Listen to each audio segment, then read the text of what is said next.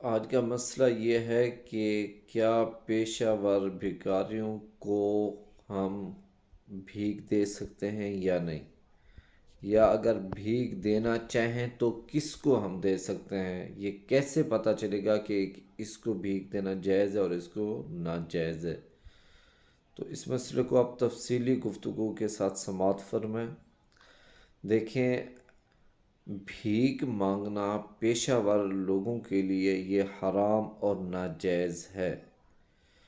اب اس کی مکمل تفصیل سنیں، پہلے میں آپ کو ایک واقعہ سناتا ہوں، پھر آپ اس سے اندازہ لگیں۔ اللہ کے نبی کے پاس ایک شخص آیا اور اس نے عرض کر، یا رسول اللہ، میرے گھر میں فاقہ ہے، بہت ہی تنگی کی حالت میں، بھوک ہے، تو آپ کچھ عنایت فرمائیں۔ تو اللہ کے نبی نے فرمایا کہ گھر میں آپ کے پاس کوئی چیز ہے؟ تو انہوں نے فرمایا کہ کچھ بھی نہیں۔ حضور نے فرمایا کچھ تو ہوگا۔ پھر جواب ملا کہ اللہ کے نبی، صرف ایک گھر میں پیالہ ہے جس میں ہم کھانا کھاتے ہیں، صرف ایک پیالہ۔ تو اللہ کے نبی نے کیا فرمایا کہ جاؤ وہ پیالہ لے کر آؤ۔ جب وہ شخص گیا، گھر سے پیالہ لے کر آیا، تو اللہ کے نبی نے اس پیالے کو فروخت کیا اور وہ 2 درہم کا فروخت ہوا۔ تو اللہ کے نبی نے وہ 2 درہم اس شخص کو دیے اور عرض کیا کہ 1 درہم کا اپنے بچوں کے لیے کھانا لاؤ اور دوسرے 1 درہم کا جاؤ بازار سے کلہاڑا خرید کر لاؤ۔ تو اس شخص نے ایسا ہی کیا، 1 درہم کا اپنے گھر والوں کے لیے کھانا خریدا اور دوسرے 1 درہم کا بازار سے کلہاڑا لے کر اللہ کے نبی کے پاس ہے۔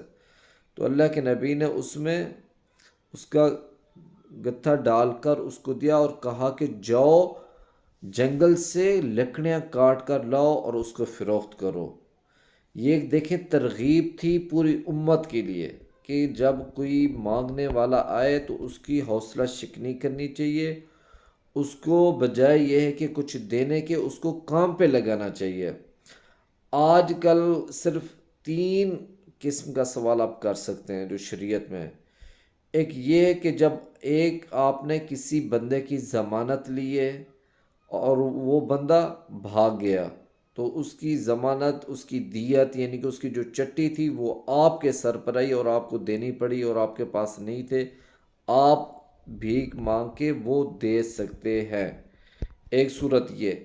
دوسری صورت یہ ہے کہ کوئی ایسا آپ کے اوپر کوئی پریشانی آئی جس سے آپ کا سارا کاروبار، گھر، سب کچھ برباد ہو گیا، کوئی سیلاب آیا، کوئی زلزلہ آیا، یا اس طرح کی کوئی پریشانی آئی کہ جس سے آپ کا سارا کچھ تباہ ہو گیا، آپ کے پاس کچھ بھی باقی نہیں رہا، تو آپ کے پاس کھانے کو کچھ نہیں ہے، تو آپ اس صورت میں سوال کر سکتے ہیں، وہ بھی 1-2 ٹائم کے کھانے کے لیے، جس سے آپ کا پیٹ بھر جائے۔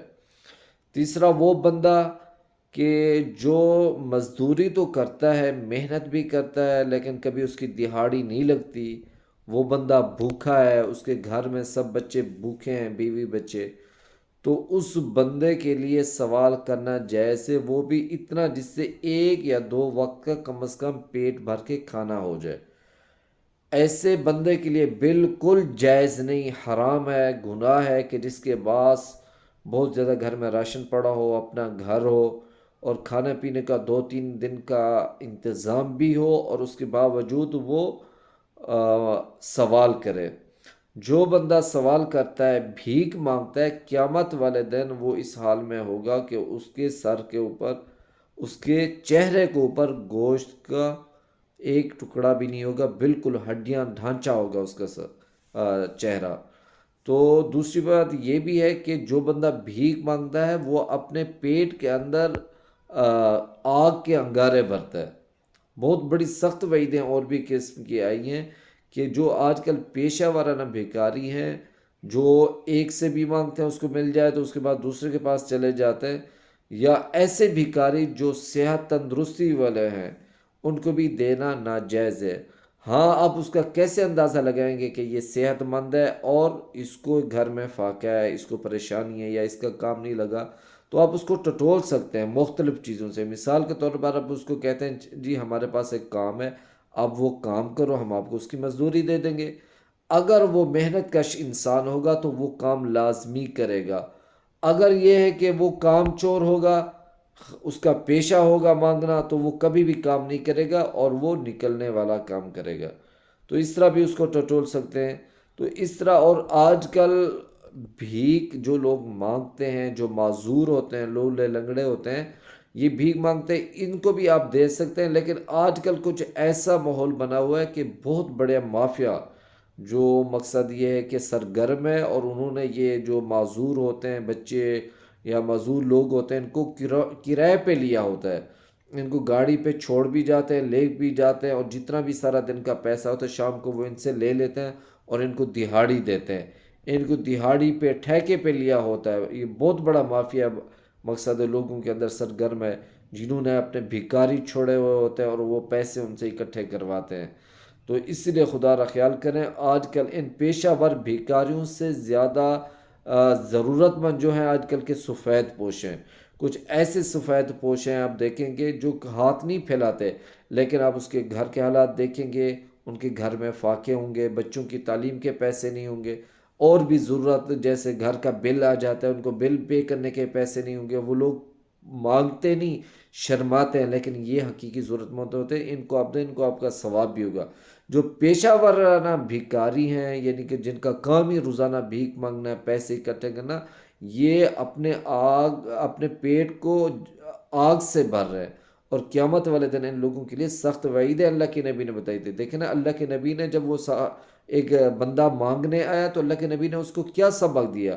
اس کو کہا کہ اپنے گھر سے پیالہ لاؤ، جو اس کا پیالہ تھا وہ بچوا دیا، اور ان کو ایک کلہاڑا دیا کہ جاؤ اور جنگل میں جا کے محنت کرو اور اس سے اپنے گھر والوں کا پیٹ پالو۔ اگر وہ اسی وقت اللہ کے نبی ان کو دے دیتے تھے تو رزق تو کم نہیں ہونا تھا، لیکن ان کی ہو سکتا تھا کہ عادت بن جاتی، پھر وہ آتے یا کسی اور سے مانگتے۔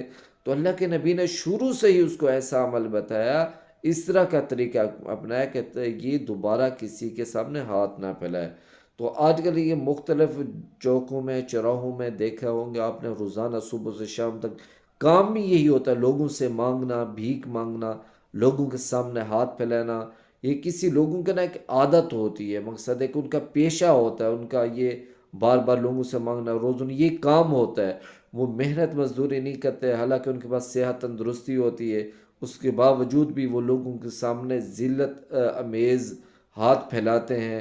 لوگوں کی نظر ان لوگوں کو دینا بالکل جائز نہیں، اور یہ ہے کہ ان کی حوصلہ شکنی کرنی چاہیے تاکہ وہ ان کاموں سے باز آ جائیں۔ بعض ایسے ہوتے ہیں جو ہمارے پیسے دیے ان سے، جو بھیک مانگتے ہیں، ان سے پیسے اکٹھے کر کے بھی نشہ کرتے ہیں۔ تو وہ ہمارے پیسے جو ان کو دیے ہوتے ہیں، اس طرح وہ ہم ان کے ساتھ معاون بن جاتے ہیں کہ وہ نشہ پیتے ہیں، نشہ استعمال کرتے ہیں، جو حرام اور گناہ کبیرہ ہے۔ تو اس وجہ سے ان لوگوں کی حوصلہ شکنی چاہیے، جو خاص طور کے نشئی ہوں یا پیشہ ورانہ بھکاری ہوں، ان لوگوں کو تھوڑا سا ڈانٹنا چاہیے تاکہ وہ ان کام سے باز آ جائے۔ تو یا کچھ ایسے بھی ہوتے ہیں مقصد جو صحت تندرستی ہو سکتا ہے ان کی دہاڑی نہیں لگتی، ان کو دینا جائز ہے۔ آپ بہتر یہ کہ ان کے گھر کے حالات معلوم کر لیں۔ آپ ان کو اتنا کہیں گے نا، آپ کا گھر کہاں ہے، ہم آپ کے گھر کے حالات دیکھتے ہیں، اگر آپ واقعی مستحق ہیں تو ہم آپ کی مدد کرتے ہیں۔ اگر وہ واقعی مستحق ہوگا تو آپ کو کہے گا چلے میں آپ کو اپنے گھر سے لے جاتا ہوں۔ اگر وہ مستحق نہیں ہوگا تو وہ ٹال مٹول کرے گا۔ اس طرح آپ ان کو دیکھ سکتے ہیں۔